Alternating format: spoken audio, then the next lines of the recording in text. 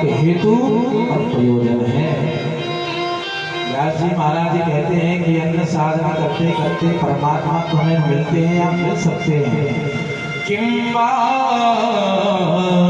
परेश्वरः,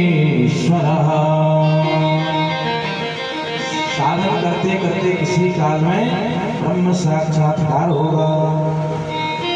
अवश्य ही आपको कथा के माध्यम से भगवान के दर्शन होगा।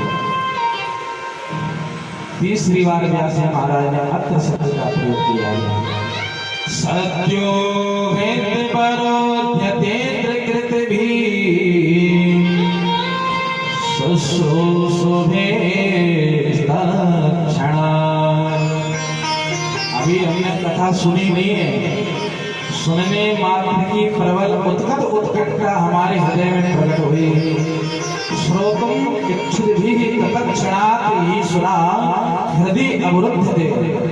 जहाँ कथा सुनने की प्रबल उत्कट उत्कंठा का उदय हुआ, ये हरि हृदय में आकर के अवरुद्ध हो जाते हैं। व्यास जी महाराज के शब्दों पर ध्यान दें।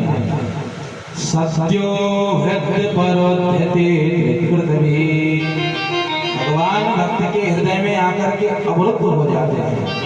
विराजमान नहीं का विराजमान में अवरुद्ध में अंतर है। आप सभी लोग विराजमान, जैसे ही 4:30 और 5 बजे कथा का समय हुआ, गृह कार्यों को प्रणाम करके सभी लोग तैयार होकर के कथा सुनने के लिए आ गए। अपने अपने स्थान पर आकर के विराजमान हो गए। अपनी इच्छा से आए और अपनी इच्छा से जाएं तो हम विराजमान हैं। अब यही कथा किसी सत्संग हॉल में हो रही हो, 4 बजे कथा प्रारंभ हुई, 4:30 बजे तक सभी श्रोता उपस्थित हो गए और सत्संग भवन के मुख्य दरवाजे को बंद कर दिया गया। अब जब कथा विश्राम होगी तो उसका ताला खोला जाएगा।